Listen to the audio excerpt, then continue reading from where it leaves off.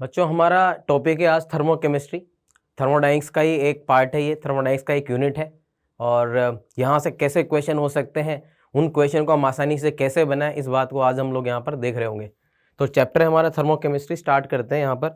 और सबसे पहले हम लोग यहाँ पर बात करेंगे कि एक रिएक्शन का जो डेल्टा एच होता है वो कैसे टेम्परेचर के साथ चेंज होता है। बिकॉज इस चैप्टर में हम पढ़ने क्या वाले हैं ये भी आप समझ लीजिए। इस चैप्टर में आप जानते हैं कि हम लोग एक रिएक्शन में आने वाली डिफरेंट टाइप की डेल्टा एच और उनको यूज करके कैसे क्वेश्चन हो सकते हैं उसके बारे में हम जानते हैं। तो सबसे पहले देखते हैं कि डेल्टा एच रिएक्शन का कैसे चेंज होता है टेम्परेचर के साथ। और आपको बताना चाहूंगा that is given by the Kirchhoff equation. Kirchhoff equation क्या आप देख सकते हैं, delta H two minus delta H one is equal to integral of delta C P R D T in the limit T one to T two. Delta CPR का मतलब क्या है, कोई भी रिएक्शन जो आपको दी हुई है उसके अंदर CPO product minus CP of reactant, और ये अगर किया जाए तो हमारे पास डेल्टा सीपीआर आ जाएगा। लेकिन अगर delta CPR function of temperature है तो इंटीग्रेट करके लाएंगे बेटा। लेकिन अगर डेल्टा सीपीआर कांस्टेंट है तो हमने उसको बाहर ले लिया और क्या बन गया आप देख सकते हैं, delta CPR into T two minus T one. Similarly यही काम हम लोग डेल्टा यू के साथ कर सकते हैं। जो काम डेल्टा एच के साथ किया किरचॉफ इक्वेशन के अकॉर्डिंग, वही हम लोग डेल्टा यू के साथ कर सकते हैं। और हम कह रहे हैं delta U two minus delta U one is equal to integral T one to T two delta CVR into D T. या डेल्टा सीवीआर अगर टेम्परेचर इंडिपेंडेंट हो तो हम कह सकते हैं delta CVR into T two minus T one. वापस कहूंगा डेल्टा सीवीआर का मतलब क्या होगा, किसी भी रिएक्शन में प्रोडक्ट का सीवी का सम माइनस रिएक्टेंट के सीवी का सम और जो डिफरेंस है दैट इज डेल्टा सीवीआर। तो ये पहली बात यहाँ से जो पता रहनी चाहिए कि डेल्टा एच का वैल्यू टेम्परेचर के साथ कैसे बदलेगा। मैं आपको बताना चाहूंगा बहुत बार इस बात का यूज प्रॉब्लम्स में कैसे किया जाता है। हमको कह दिया जाता है कि assume that delta CPR of the reaction is zero. तो जब ऐसा बोलेगा आप देखिए, अगर डेल्टा सीपीआर हमारा जीरो है तो delta H two minus delta H one क्या हो गया, जीरो। यानी डेल्टा एच और डेल्टा एच वन जो है दोनों क्या हो गए, बराबर। यानी ऐसी कंडीशन में टेम्परेचर बदलने से हमें डेल्टा एच को नहीं बदलना। कई बार क्वेश्चन में जैसे मैं मान लो 300 केल्विन पर डेल्टा एच का वैल्यू दे रखा है और क्वेश्चन में लिख दिया कि डेल्टा सीपीआर जीरो है, तो इस बात का हमें क्या यूज करना है कि 400 केल्विन 500 केल्विन जो भी नया टेम्परेचर है उस पर भी डेल्टा एच में वही लेना है जो पहले दिया हुआ था, है ना। और डेल्टा सीपीआर निकल सकता होगा तो इससे हम लोग कैलकुलेट करेंगे। चलिए अब आती है बात आगे कि डेल्टा एच का जो मेजरमेंट हम करते हैं अलग अलग यहाँ पर, वो कैसे कैसे कर सकते हैं। पहली बात है आप कर सकते हैं at constant pressure. Constant pressure calorimeter के अंदर हम डेल्टा एच मेजर करेंगे because you know heat at constant pressure is delta H. Constant volume पर जब आप मेजर करते हैं तो वही हीट हमारी क्या हो जाती है, डेल्टा यू या डेल्टा ई से हम डिनोट करते हैं। यानी एक रिएक्शन में हम लोग हीट जब मेजर करते हैं कांस्टेंट प्रेशर पर डेल्टा एच और कांस्टेंट वॉल्यूम पर डेल्टा यू और डेल्टा ई। लेकिन हम लाना क्या चाहते हैं, डेल्टा एच। तो अगर एक तो तरीका हो गया कांस्टेंट प्रेशर पर कोई प्रोसेस काम कर रहा है तो डायरेक्टली डेल्टा एच आ जाएगा हीट का वैल्यू। लेकिन अगर कांस्टेंट वॉल्यूम जैसे हम कहते हैं, जैसे bomb calorimeter always operate at constant volume, तो वहां पर जो भी हीट मेजर होगी वो डेल्टा यू के बराबर होगी और वहां से डेल्टा एच लाना है तो हम कहेंगे delta H equal to delta U plus delta PV, जिसको हम लोग ये भी कह सकते हैं कांस्टेंट प्रेशर पर delta H equal to delta U plus P delta V. Chemical reaction के लिए पी डेल्टा वी को हम लोग delta N G R T से रिप्लेस कर सकते हैं because P V equal to n R T. तो P delta V can be written as delta N G R T. Delta N G का क्या मतलब होगा, एक रिएक्शन में प्रोडक्ट में जो गैसियस प्रोडक्ट्स हैं उनका कोफिशिएंट माइनस रिएक्टेंट में जो गैसेस हैं उनका कोफिशिएंट, और दोनों के कोफिशिएंट का जो डिफरेंस है वो डेल्टा एन जी। तो जी सबस्क्रिप्ट हमें ये याद दिला रहा है, ये मोल नहीं है, ध्यान दें, ये क्या है, स्टाइकोमेट्रिक कोफिशिएंट प्रोडक्ट में माइनस रिएक्टेंट में, और जी फॉर ओनली गैसेस के हमें काउंट करना है, सॉलिड लिक्विड को हमें डेल्टा एन जी में काउंट नहीं करना। बहुत बार इस पर क्वेश्चन आए हुए हैं, हम भी यहाँ पर एक क्वेश्चन यहाँ पर देख रहे हैं, देखिए जरा और देखें इसका यूज कैसे होता है। जेई मेन में इस तरह का क्वेश्चन आ चुका है, लिखा है reaction of cyanamide NH2CN solid with oxygen was run in a bomb calorimeter and delta U was to be this one। हमने अभी पढ़ा भी था, अभी डिस्कस करा था कि कांस्टेंट वॉल्यूम पर जब भी हम हीट मेजर करते हैं तो वो डेल्टा यू होता है। तो इन्होंने साहब लिख भी दिया, नहीं भी बोलता तो हमें समझना था कि बॉम्ब कैलोरीमीटर मतलब हीट इज डेल्टा यू, तो डेल्टा यू का वैल्यू दिया है। मैग्नीट्यूड ऑफ डेल्टा एच पूछा है 298 केल्विन पर for the reaction NH4CN solid 3/2 O2 gives N2 gas O2 gas H2O liquid in kilojule। JEE main में आया वो क्वेश्चन है, आइडियल गैस बिहेवियर लेना है, आर का वैल्यू दिया है। तो डेल्टा एच कैसे लाया जाए, डेल्टा यू हमारे पास है, डेल्टा एच हमें लाना है। अभी हमने पढ़ा था delta H equal to delta U plus delta N G R T. आप देख सकते हैं डेल्टा यू का वैल्यू उठा के हमने यहाँ से डाल दिया। डेल्टा एन जी कैसे लेंगे, अभी मैं कह भी रहा था, डेल्टा एन जी मतलब प्रोडक्ट में जो गैसेज है उनके कोफिशिएंट माइनस रिएक्टेंट। तो इधर देखो गैस पेज में 1 and 1, ठीक है, N2 का 1, O2 का 1, ये देखिए 1 1। फिर जरा देखिए इधर चलो, वाटर का नहीं लेना क्योंकि लिक्विड है, इधर आएंगे सॉलिड का नहीं लेना है, वापस गैस का कितना 3/2। तो देखो प्रोडक्ट में 1 and 1 यानी ये और एक ये, तो आप देख रहे हैं सिर्फ ये 1 2 and 3, ये 3 हमें लेने, लिक्विड और सॉलिड हमें काउंट नहीं करना है। 1 + 1 -3/2 डेल्टा Ng आ गया। आर का वैल्यू देखिए 8.314 बाई 1000 क्यों किया, क्योंकि आप देख रहे हैं किलो जूल चल रहा है, और किलो जूल चल रहा है तो हमें डिवाइड बाई 1000 करना पड़ेगा। तो ये बात भी बहुत ध्यान रखने वाली है कि यूनिट हमारा क्या है, किलो जूल था, और आर का वैल्यू जूल में दिया था, बाई 1000 किया और into temperature, reaction temperature 298 solve किया और आंसर बना दिया। तो आप देख सकते हैं ये पैटर्न क्वेश्चन का बहुत ही यूजफुल, जेईई मेन में, जेईई एडवांस में, सब जगह आपको यहाँ से क्वेश्चन देखने को मिलेंगे, बहुत ही यूजफुल पैटर्न।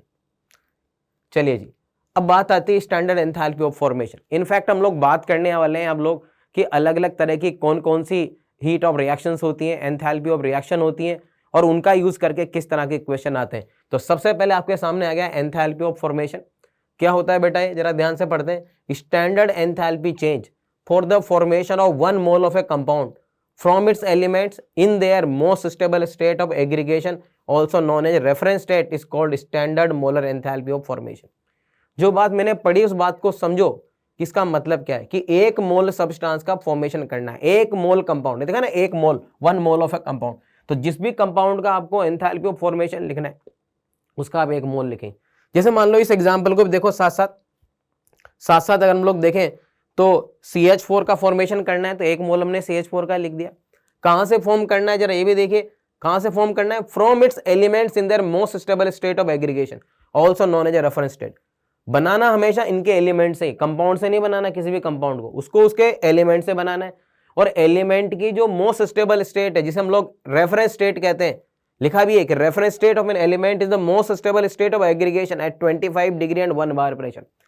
तो जैसे किन किन एलिमेंट से मिलकर बनाए, कार्बन और हाइड्रोजन, तो उनसे हमें बनाना है और उनकी रेफरेंस स्टेट से बनाना है।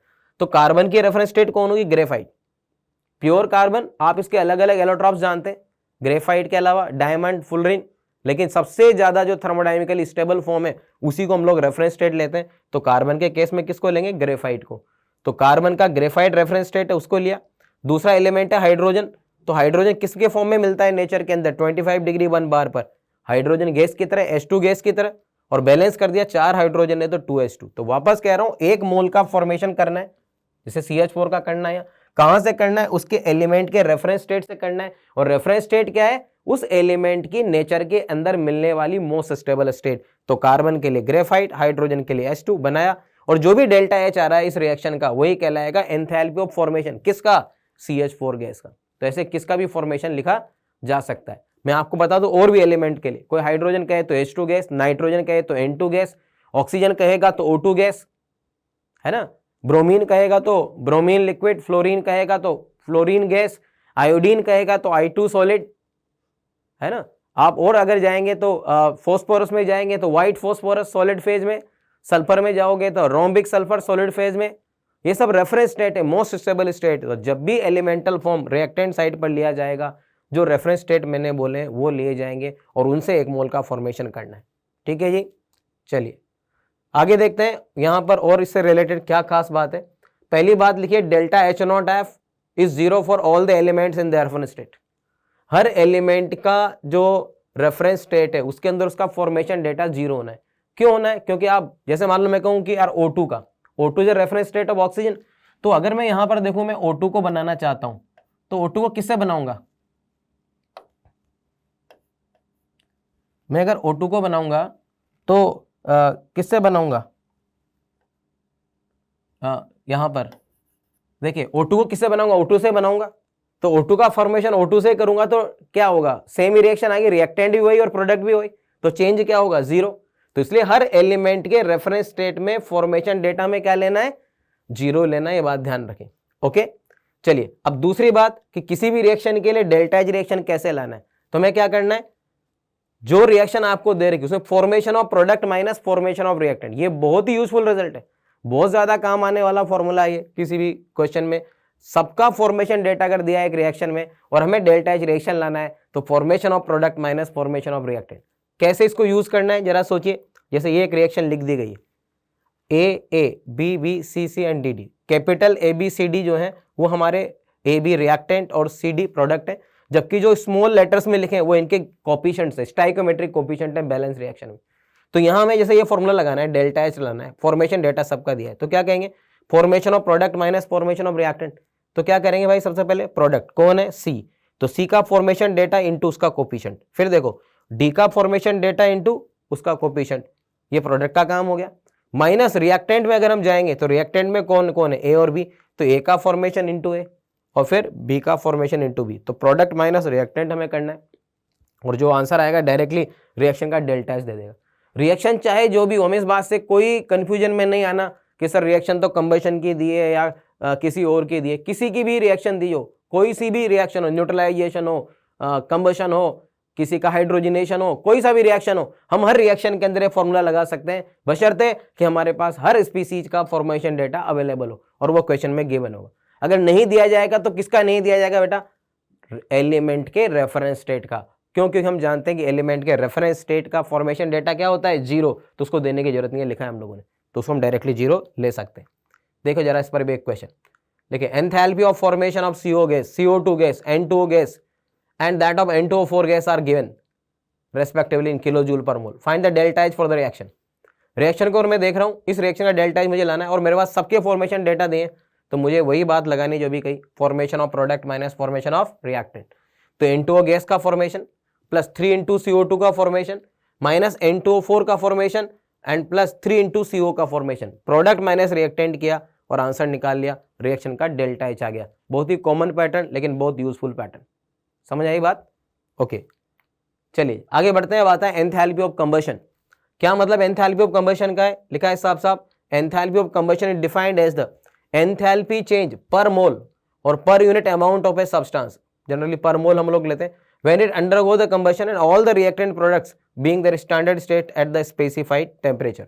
यानी हमें 1 मोल सब्सटेंस लेना है और उसको ऑक्सीजन से बर्न कराना है, ये भी मैं आपको बता दूं कंप्लीट कंबशन कराना है। लाइक कार्बन है तो कंप्लीट कंबशन किस में लेके जाना है, CO2 में, हाइड्रोजन है तो किस में ले जाना है, H2 में। और दूसरी बात, जो भी हम ले रहे हैं वो स्पेसिफाइड टेम्परेचर नहीं दिया जाए तो स्पेसिफाइड टेम्परेचर क्या माना जाएगा, 25 डिग्री सेल्सियस, और प्रेशर कितना माना जाएगा, 1 बार। और हम जानते हैं कि ऐसी कंडीशन में अगर हाइड्रोजन को बर्न करोगे तो 25 डिग्री 1 बार पर क्या लेंगे, H2O लिक्विड। तो कार्बन को CO2 गैस में ले जाना है, हाइड्रोजन हो तो H2O लिक्विड में ले जाना है, ये सब बहुत ही कॉमन बात है। नाइट्रोजन हो तो N2 गैस में ले जाना है, क्योंकि नाइट्रोजन का कंबशन नहीं होता है, इस बात का आप ध्यान रखें। फॉस्फोरस हो तो P2O5 सॉलिड में ले जाना है। Look at one example here, like हम लोग लिखना चाहते हैं enthalpy of combustion of methane CH4, तो हमने लिखा 1 मोल CH4 कंबशन यानी O2 से रिएक्शन, कार्बन को भेज दिया CO2 गैस में, CO में नहीं भेजना क्योंकि मैक्सिमम कंबशन CO2 में होगा, अभी जो मैंने बात की कि कार्बन को CO2 में भेजना है।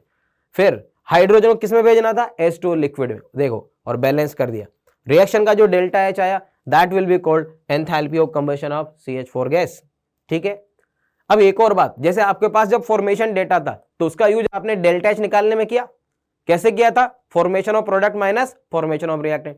वैसे ही बेटा कंबशन डेटा दिए हो, अगर हर कंपोनेंट का हर रिएक्टेंट हर प्रोडक्ट का अगर आपके पास कंबशन डेटा दिया हो और आप रिएक्शन का डेल्टा एच लाना चाहते हो तो उसके लिए एक फॉर्मूला यहाँ हमारे पास है, that is combustion of reactant minus combustion of product. ये उल्टा है, रिएक्टेंट पहले आएगा और प्रोडक्ट बाद में आएगा। फॉर्मेशन है प्रोडक्ट माइनस रिएक्टेंट था और कंबशन डेटा सबका अवेलेबल है तो reactant minus product. Don't forget to multiply by there stoichiometric coefficient, जैसा हमने पहले करा था, क्योंकि ये पर मोल डेटा है तो जितना स्टाइकोमेट्रिक कोफिशिएंट है उससे हमें इसको मल्टीप्लाई करना रहेगा। एक क्वेश्चन देखते हैं तो आप इस बात को और समझ पाएंगे। देखिए लिखा है calculate the standard enthalpy of formation of carbon disulphide liquid given that the standard enthalpy of combustion of carbon sulphur and carbon disulphide are there respectively.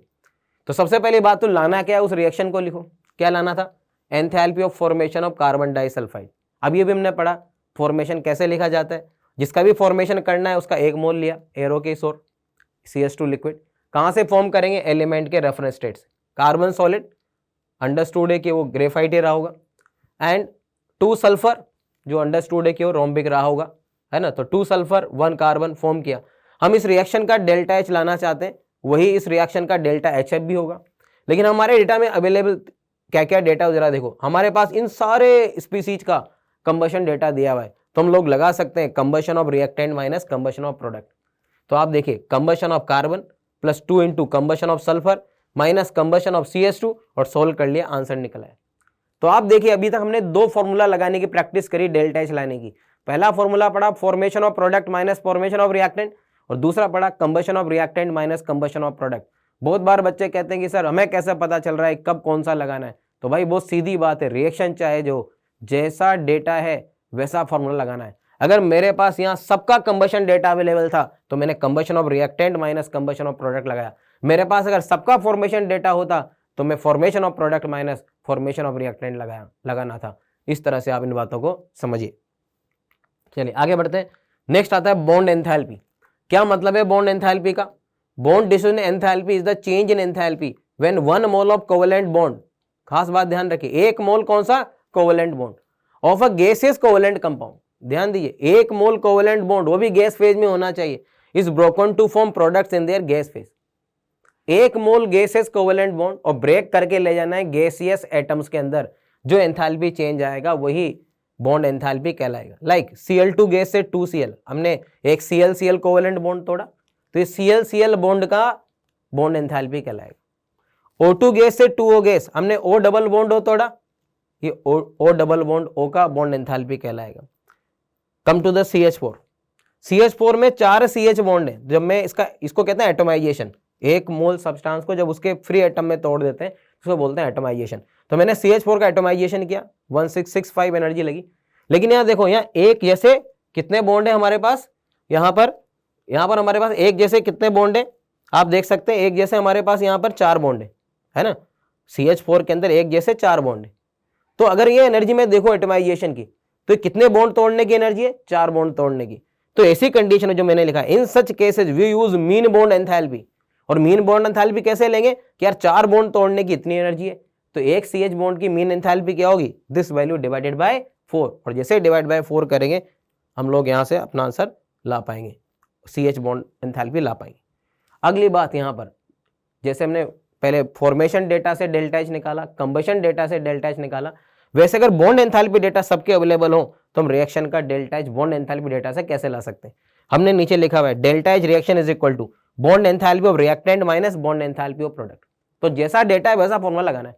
तो बॉन्ड एंथैल्पी रिएक्टेंट की माइनस प्रोडक्ट की लगानी। लेकिन ये भी ध्यान रखें कि जब ये फॉर्मूला हम लगाते हैं सारे रिएक्टेंट और सारे प्रोडक्ट गैस फेज में होने चाहिए, ये बहुत इंपॉर्टेंट बात है।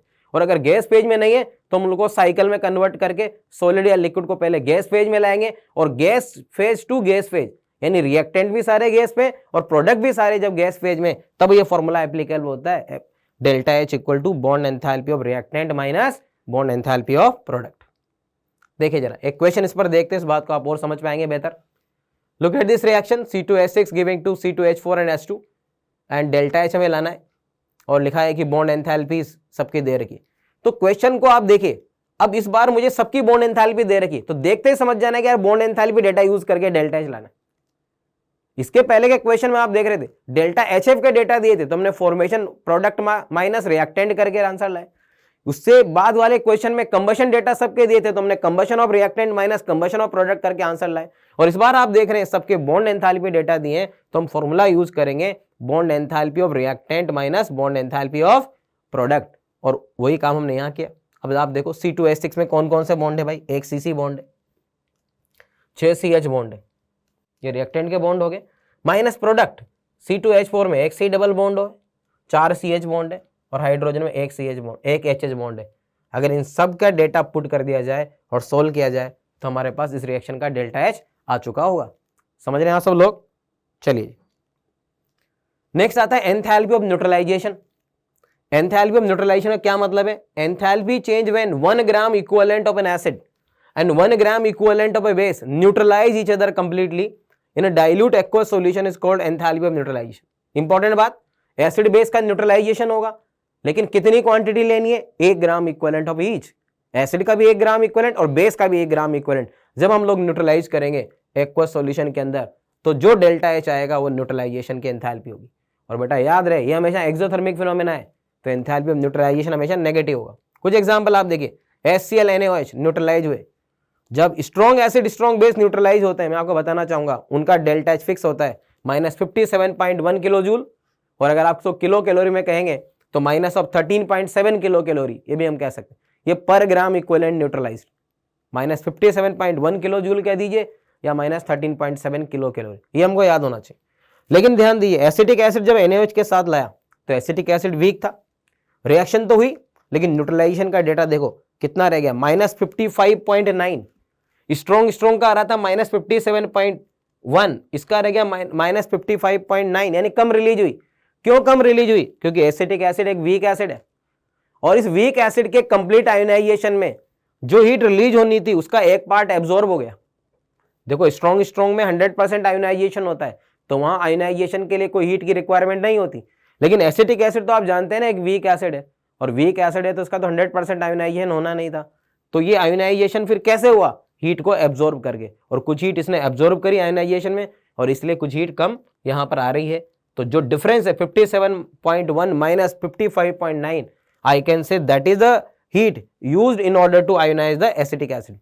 कई बार आपको ऐसे क्वेश्चन भी मिल सकते हैं कि आयोनाइजेशन में कितनी हीट गई, तो एक बात सिंपल समझो कि डेल्टा एच जो भी रिएक्शन का होगा न्यूट्रलाइजेशन का, that can be written equal to strong के लिए प्लस डेल्टा एच आयोनाइजेशन, क्योंकि हम जानते हैं डेल्टा एच आयोनाइजेशन एब्जॉर्ब होगा और इसी वजह से हीट कम आएगी जैसे यहां आ रही। एक क्वेश्चन के थ्रू इन बातों को समझते हैं। लिखा गया है कि delta H neutralization of oxalic acid by NaOH is -8.7 kilo calorie per mole. Find the delta H ionization of oxalic acid. Oxalic acid का डेल्टा एच आयोनाइजेशन लाना है। तो देखिए हमारी जो भी एंथैल्पी है यहां पर वो चलती है पर ग्राम इक्विवेलेंट, अभी हमने जो देखा, तो हमें हर क्वेश्चन को ग्राम इक्विवेलेंट के बेसिस पर करें तो ज्यादा अच्छी बात है। तो सबसे पहले मुझे लाना है 1 मोल ऑक्सैलिक एसिड के लिए डेटा, तो मैंने 1 मोल ऑक्सैलिक एसिड के इक्विवेलेंट बना लेने। कैसे बनाऊंगे? Mole into n factor. Mole 1 है और इसका फैक्टर कितना होगा 2। किसी एसिड का फैक्टर क्या होता है कि वो कितने H+ दे सकता है, आई मीन एसिड की बेसिसिटी, तो इसकी बेसिसिटी 2 है। 1 मोल इंटू 2 इक्विवेलेंट 2 है, तो मुझे बैलेंस 2 इक्विवेलेंट के लगाना है। कैसे लगाना है? स्ट्रॉन्ग का जो भी डेटा है plus delta H ionization is equal to delta H reaction. Strong का data plus delta H ionization is equal to delta H reaction. अभी मैंने बोला भी था कि स्ट्रॉन्ग के लिए जो हीट रिलीज होती है वो होती है 13.7, तो डेल्टा एच हो गया -13.7, लेकिन ये होता है पर इक्विवेलेंट। मुझे कितने इक्विवेलेंट का बैलेंस लगाना है? 2 का, तो इंटू 2 कर दिया, plus delta H ionization is equal to delta H of the reaction. Value डाला और आप देख रहे हैं डेल्टा एच आयोनाइजेशन निकल आया, क्योंकि डेल्टा एच रिएक्शन का हमको ऑलरेडी दिया हुआ है ना, kilo calorie per mole of H2CO4। तो 1 mole and 2 equivalent both are same, तो हमने सारा डेटा 2 इक्विवेलेंट के लिए लगाया। 1 मोल ऑक्सैलिक एसिड मतलब 2 इक्विवेलेंट, तो इसलिए यहां पर हमने 2 इक्विवेलेंट लिए। 13.7 1 इक्विवेलेंट का, 2 इक्विवेलेंट का into 2 plus ionization is equal to delta H reaction, और सम किया, आंसर निकाल लिया। क्लियर? एक और क्वेश्चन देखिए आप लोग, ये आ रहा है हमारा क्वेश्चन कैलोरीमेट्री पर बेस्ड, जहां पर हम लोग न्यूट्रलाइजेशन और कैलोरीमेट्री दोनों को मिला करके क्वेश्चन देख सकते हैं। ये भी काफी इंपॉर्टेंट पैटर्न है क्वेश्चन का। 400 ml 0.2 m H2SO4 solution mixed with 600 ml of 0.1 m NaOH solution. Increase in temperature of the final solution is round off to the nearest integer. देखिए H+ और OH- मिलके बना रहे हैं H2। ये delta H हमको दे दिया गया -57.1, यानी एक तरह से स्ट्रॉन्ग का डेटा दे दिया गया। जब भी बेटा आपको H+ और OH- गिव्स H2 का डेटा दिया जाए, समझना है स्ट्रॉन्ग का डेटा है। तो एक इक्विवेलेंट एसिड या एक इक्विवेलेंट बेस का जो डेटा है वो -57.1 है, ऐसा हम समझ सकते हैं। 1 mole H+ is same as 1 mole H+ is equal to 1 equivalent of the acid, and remember 1 mole of OH- is equal to 1 equivalent of the base. तो ये 1 मोल H+ कहो या 1 mole OH- as as 1 equivalent of acid और 1 equivalent of base का ये data है strong. Specific heat of water भी दे रखी है जूल पर केल्विन पर ग्राम में। डेंसिटी ऑफ वाटर दे रखी है 1 ग्राम पर सेंटीमीटर क्यूब में। हमसे कहा जा रहा है assume no change in volume of solution on mixing, volume में कोई चेंज नहीं आ रहा है, तो कैसे इस क्वेश्चन को करें? कैलोरीमेट्री के इस क्वेश्चन को करें। भाई कैलोरीमेट्री का एक बहुत सीधा कॉन्सेप्ट है कि रिएक्शन में निकली हीट, न्यूट्रलाइजेशन है तो हीट रिलीज होगी, रिएक्शन में निकली हीट और उसने क्या करा? सॉल्यूशन को गर्म कर दिया, टेम्परेचर बढ़ा दिया। तो बहुत सीधा कॉन्सेप्ट लगाना है, heat liberated in the reaction is equal to heat absorbed by the solution. यहां लिखा भी मैंने, heat release by the reaction is equal to heat gained by the solution. ये बेसिक कॉन्सेप्ट है जिसको मैं फॉलो करना है और आंसर लाना है जिसके बेसिस पर। लेकिन बेटा जब आप ये बैलेंस लगाने जाएंगे कि हीट रिलीज कितनी हुई है तो कैसे लाएंगे, आप देखिए दोनों स्ट्रॉन्ग है, H2SO4 भी स्ट्रॉन्ग है और NaOH भी स्ट्रॉन्ग है। हमें पता है एक इक्विवेलेंट के लिए हीट कितनी रिलीज होती है 57.1, तो इनके इक्विवेलेंट लाए जाए। अब दोनों के इक्विवेलेंट अलग अलग हो सकते हैं, लाइक H2SO4 के भी और NaOH की भी, तो पहले उनके इक्विवेलेंट लाएं। मैं पहले भी कह चुका हूं एसिड के इक्विवेलेंट मतलब मोल्स ऑफ H+ और बेस के इक्विवेलेंट यानी moles of OH-, both are same. तो पहले मैं H2SO4 के इक्विवेलेंट लाता हूं या कहूं कि मोल्स ऑफ H+ लाता हूं, दोनों बातें एक ही है। तो मैं कहूंगा मोलैरिटी इंटू वॉल्यूम, ये देखिए molarity into volume, volume 400 ml था, बाय 1000 करके हमने लीटर में बदल लिया तो ये मोल्स आ गए, इंटू फैक्टर 2, H2SO4 का फैक्टर 2 होता है, तो मोल्स ऑफ H+ या इक्विवेलेंट मेरे पास आ गए 0.16। सिमिलरली अब मैं बेस के इक्विवेलेंट लाऊंगा NaOH, मोलैरिटी 0.1, वॉल्यूम 600 ml, तो बाय 1000 फैक्टर 1 होता है, तो यही इसके इक्विवेलेंट आ गए 0.06।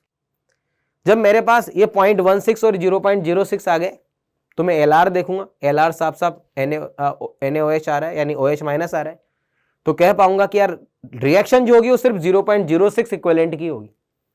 तो आपने कहा कि कितना, या कह दीजिए कि 0.06 OH- ही न्यूट्रलाइज हो पाएंगे। एक मोल OH- न्यूट्रलाइज होता था 57.1 देता था, तो 57.1 इंटू 0.06 ये हमने यहां मल्टीप्लाई कर लिया, क्योंकि ये पर मोल है, पर मोल ऑफ H+, तो मल्टीप्लाइड बाय 0.0 इतनी रिलीज हुई। ये किलो जूल है, जूल बनाने के लिए इंटू 1000 कर दिया, is equal to heat gained कैसे लाएंगे, C डेल्टा T। C कितना हीट कैपेसिटी देखो 4.18, यूनिट को फॉलो करो, जूल, इसलिए इधर जूल करा था हमने, इधर जूल, ओके, पर केल्विन पर ग्राम, तो भाई इंटू पर केल्विन, तो डेल्टा T से मल्टीप्लाई करेंगे, देखो 4.18 इंटू डेल्टा T। लेकिन साथ में एक और है पर ग्राम, ये किसका ग्राम है, वाटर का, तो ग्राम ऑफ वाटर यानी सॉल्यूशन का ग्राम, क्योंकि सॉल्यूशन का वॉल्यूम और वाटर का वॉल्यूम एक ही माना जाएगा, तो हमें यहां पर मास ऑफ वाटर या मास ऑफ सॉल्यूशन यहां पर लेना पड़ेगा। और मास ऑफ सॉल्यूशन कैसे ले, 400 ml 600 ml मिला है, 1000 ml सॉल्यूशन हो गया। लिख दिया गया है यहां पर कि डेंसिटी ऑफ वाटर इज 1, तो that means density of solution is also 1। तो वाटर हमारे पास 1000 ml, डेंसिटी हमारे पास 1, तो वॉल्यूम 400 और 600 1000 into density, volume into density, mass आ गया पर ग्राम, ये ग्राम में मास आया तो पर ग्राम बैलेंस हो गया, और 4.18 इंटू डेल्टा T से केल्विन बैलेंस हो गया। यहां से हम लोग डेल्टा T ला पा रहे और आंसर अपना बता पा रहे। तो ये भी क्वेश्चन आया हुआ है जेईई मेन के अंदर, तो कैसे कैलोरीमेट्री का यूज करके और न्यूट्रलाइजेशन एंथैल्पी का यूज करके क्वेश्चन हो सकता है, वो भी हमने यहां पर देखा है। चलिए बेटा आगे बढ़ते हैं। अब आता है एंथैल्पी ऑफ सॉल्यूशन। क्या मतलब एंथैल्पी ऑफ सॉल्यूशन का है, हम ये कह सकते हैं change in enthalpy when 1 mole of A solute is dissolved in a specified quantity of solvent eight A given temperature is called enthalpy of solution. कितनी क्वांटिटी लेनी है सोल्यूट की, 1 मोल, डिजोल्व किसमें करना है, specified quantity of solvent. Specified का क्या मतलब है, लाइक अगर आप बनाना चाहते हैं 0.1 m सॉल्यूशन ऑफ से HCl, 0.1 m सॉल्यूशन आप HCl का बनाना चाहते हैं वाटर में, तो इसका मतलब क्या है कि आपको 1 मोल सोल्यूट लेना है, क्योंकि क्वांटिटी 1 मोल लेनी जरूरी, 1 मोल HCl डिजोल्व करना है। अब 0.1 m बनाना है तो कितने वॉल्यूम में डिजोल्व करोगे, 10 लीटर में, जब जाके 0.1 बनेगा। तो 1 मोल सोल्यूट हम डिजोल्व करेंगे 10 लीटर में, जब जाके वो 0.1 m बन पाएगा, that is the meaning of specified quantity of solvent. And the enthalpy change in this, जो भी एंथैल्पी चेंज आएगा उसको हम कहेंगे enthalpy of solution. Enthalpy of solution किसी का पॉजिटिव भी हो सकता है तो किसी का नेगेटिव भी हो सकता है, यानी डिजोल्यूशन एंडोथर्मिक भी हो सकता है तो एक्सोथर्मिक भी। लाइक KCl का हमने एग्जांपल लिया, 1 मोल KCl डिजोल्व किया एक्वस, KCl एक्वस, जो एंथैल्पी ऑफ सॉल्यूशन आया वो 18.6 आया प्लस में, यानी एंडोथर्मिक रिएक्शन। अगर आप लाइम, आपने पढ़ा होगा लाइम, क्विक लाइम CO चूना, अगर उसको हम वाटर में डिजोल्व करें तो it is a exothermic reaction, उसका डिजोल्यूशन एक्सोथर्मिक होता है, तो वहाँ डेल्टा सॉल्यूशन नेगेटिव होता है। तो एंडो एक्सो कैसा भी हो सकता है ना, ये भी हम लोग समझ लें। तो KCl एक्वस यानी वाटर में डिजोल्व किया, KCl एक्वस ये बता रहा है एंथैल्पी ऑफ सॉल्यूशन को। अब इस बात का यूज करते हैं क्वेश्चन के अंदर कि कैसा क्वेश्चन इस पर आ सकता है। तो आप देखिए क्वेश्चन आपको बताया जा रहा है, by using the following data calculate the enthalpy change of hydration of Cl minus ion. Cl minus gas का एंथैल्पी ऑफ हाइड्रेशन लाना है। क्या क्या डेटा दिया है, enthalpy of solution of NaCl दिया है, enthalpy of hydration of Na+ gas दिया है, लैटिस एंथैल्पी ऑफ NaCl दिया है। इनका यूज करके मुझे Cl- का हाइड्रेशन एंथैल्पी लाना है। हाइड्रेशन मतलब Cl- गैस का हाइड्रेशन का क्या मतलब समझेंगे कि Cl- गैस का एक मोल Cl- एक्वस में जब बदल जाएगा तो जो एंथैल्पी चेंज आएगी वही एंथैल्पी ऑफ हाइड्रेशन होगी। इसको मैं कैसे लाऊं? जब भी ऐसा क्वेश्चन आए सॉल्यूशन, हाइड्रेशन, लैटिस, तो ऐसी साइकिल बना लेनी। साइकिल कैसे बनेगी? देखो मैंने ये बना रखी है, NaCl solid, enthalpy of solution का मतलब NaCl एक्वस।